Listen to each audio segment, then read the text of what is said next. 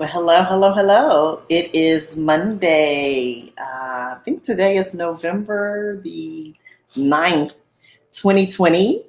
This is Angela Hooper-Menifield of Menifield and Associates, and also creator and founder of the Building and Equipping Supervisors and Teams Supervisor Academy. And so we are here today for our HR moment.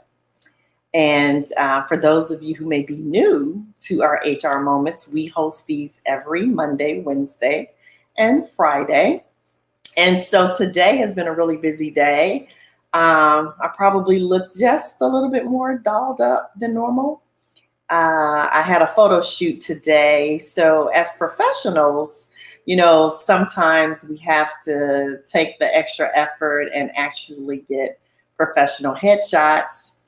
One of my clients was needing a headshot from me and didn't love my iPhone photo that I have been using for years, and well, I guess since this year. And so I decided to go ahead and get some headshots today. And so shout out to one of amazing local photographer here in Newark, New Jersey, Tayshawn Glover, also owner of the Newark Times. And so I definitely want to give him his credit.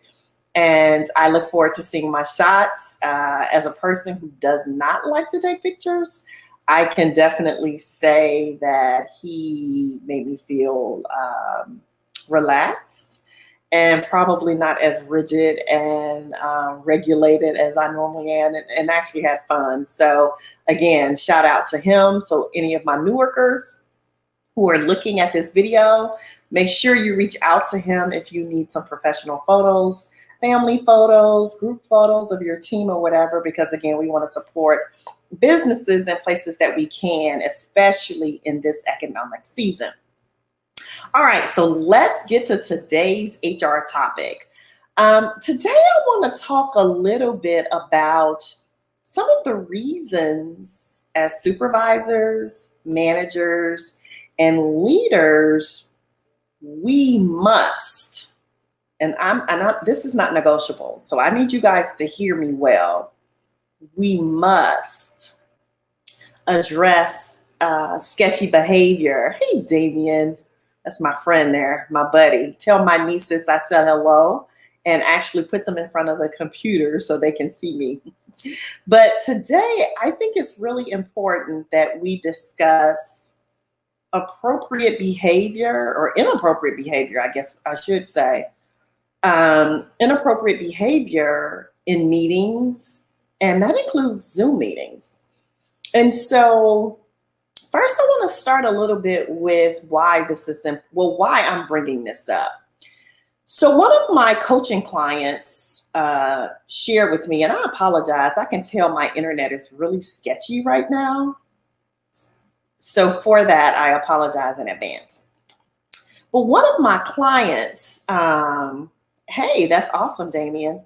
So one of my clients shared with me a struggle, and she, because of my HR background, wanted to talk to me about how to handle it, because she had someone on her team complain to her about some inappropriate comments that were being sent to her on Zoom.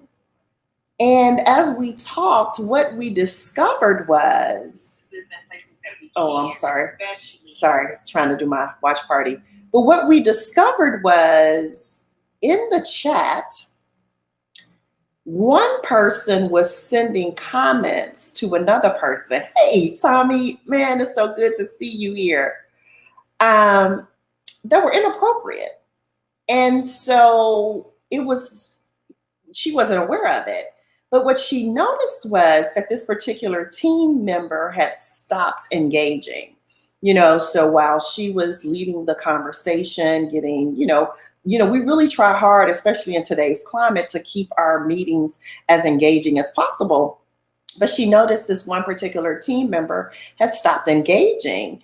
And somewhere along the way, even the other person made a comment, the young man, something about, well, she's ignoring my messages.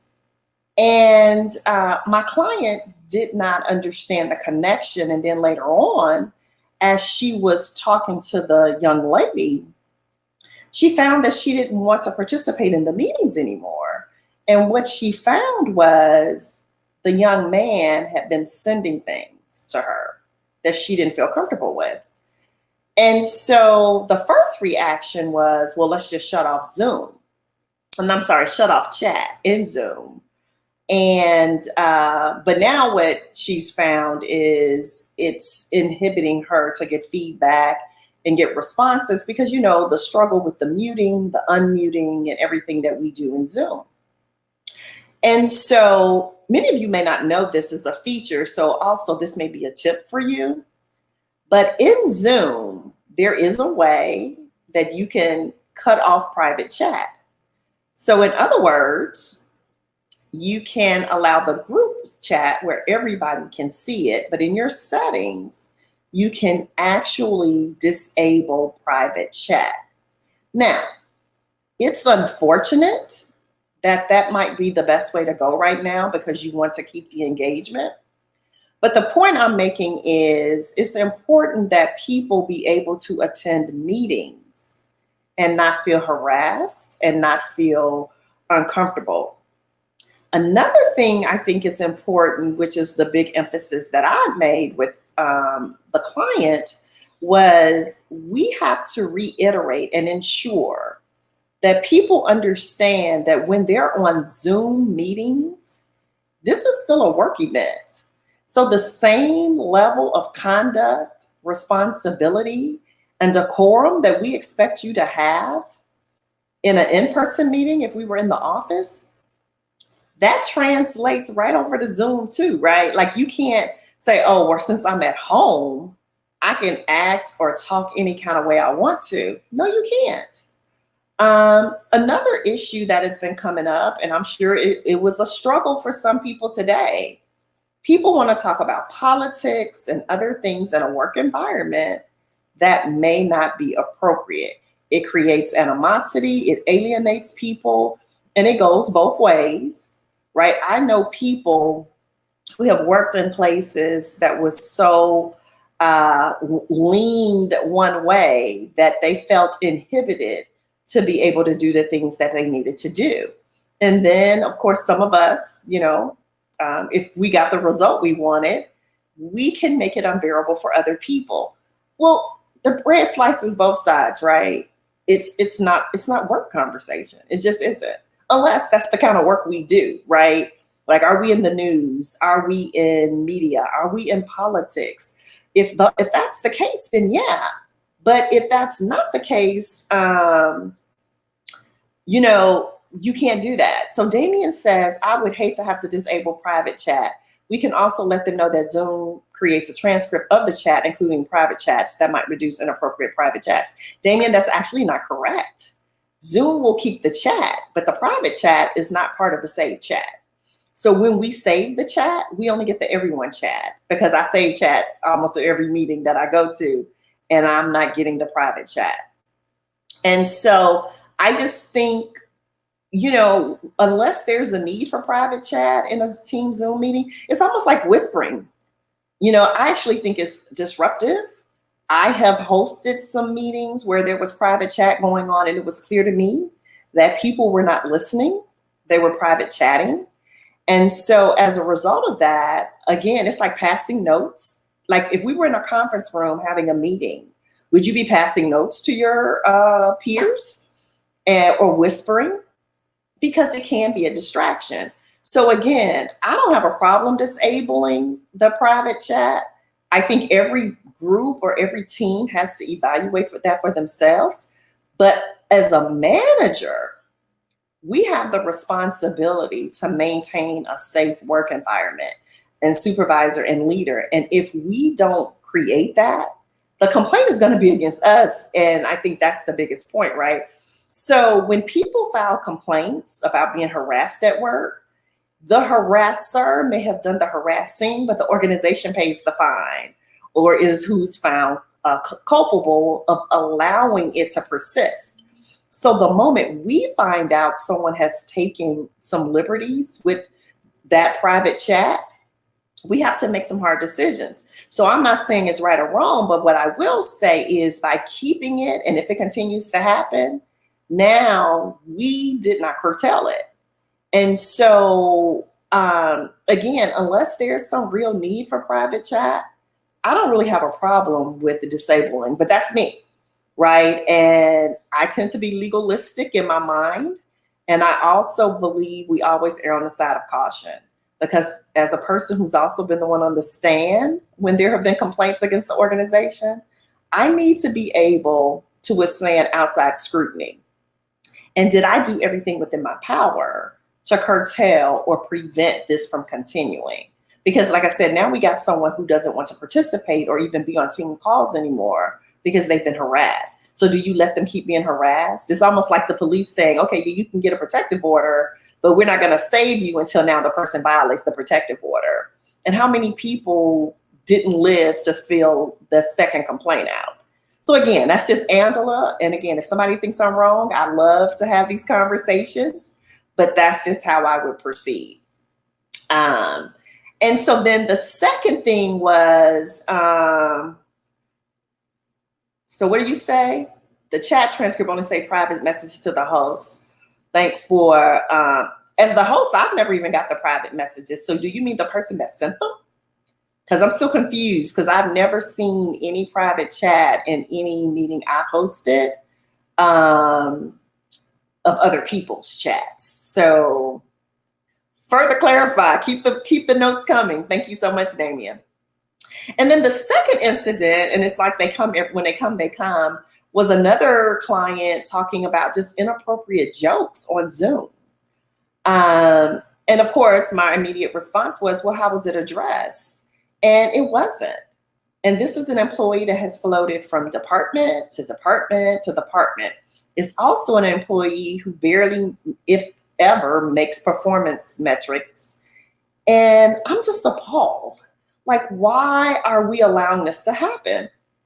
But what I will tell you is the people who are supervising these people haven't been properly trained. Many of them have been promoted because they were technically solid. And so they did not have the foundation about how to deal with troubled people. And, they say things like, well, I know he didn't mean anything by it. It was just tasteless, but people are being offended. And what tends to happen is one or two things. People get their full, right? They get their full. They're like, it's going up to here, up to here, up to here. They get their full. And then one day they're just fed up. And then when they make a complaint, they got a whole laundry list of things. The other part of this is this, I'm gonna call him, goober, or this goofball. He's constantly behaving inappropriately and nobody's doing anything about it. When we try to do something about it, I can promise you what he's going to say. He's going to say, well, I've been doing this for years and nobody ever said a word. And so somebody's going to try to lay the hammer down. And if it's not really egregious, there's going to be some behavior that is going to be hard to justify, is worthy of termination. The second possibility is this: somebody else on the team is going to say something crazy. Another supervisor who has no awareness of all the goofiness we let, Peter Pan over here get away with, they're going to do something. They're going to be properly terminated, right? So, this supervisor is going to follow the rules. It's going to be somebody like me, right? Like, that's like, you said what? Oh, you got to go, right? Write them up, send them to the principal's office, call HR, whatever the case may be. And you know what's going to happen? That person is going to protest their write-up.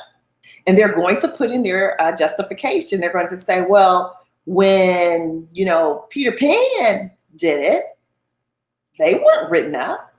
And so the lawyers, EEOC, and God forbid they're in a protected class, right? Somebody's going to investigate and find out that other people was able to say inappropriate things on team calls, on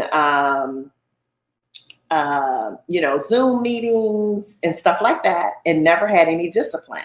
And then, my guy, who I properly manage, got sent home or disciplined. And again, if that person's in a protected class and Peter Pan wasn't, it's going to appear discriminatory. And so then I'm going to be in trouble. And all I did was properly manage my team. That's why we can't let this stuff slide. It compromises the integrity of discipline and consequences and performance management for the entire organization. We must, it's not negotiable. Supervisors, I need you to hear me. We must deal with inappropriate behavior. So that is my HR moment for today. I think I actually went a little longer. Damien, if you find out the answer to your question I'm going to look to, feel free to post it in the follow-up comments, because we want to make sure the information we're giving our audience is accurate. But to my knowledge, again, I haven't seen where I've gotten other people's private chats. So again, just something to think about, how we manage these things. Thank you guys for watching. Again, this is your HR moment, human resource moment with Menifield and Associates. And I just really, like I said, look to add value to supervisors, leaders, and managers, because so many of us don't have our own HR team to help us navigate this terrain. So, I'm trying to help. I got a compliment. Thank you, Novella. So good to see you. I took some headshots today. I was shouting out Tayshawn with Newark News. So he did some updated headshots for me today. So, I had to get my other hair. Yes, I said that on social media because, I don't front. Right. But thank you so much. I appreciate you watching. Share the video, tell a friend. And I look forward to Wednesday's topic. And again, feedback is always appreciated. And so have a great rest of the week. And I'll see you guys on Wednesday. Take care. Bye.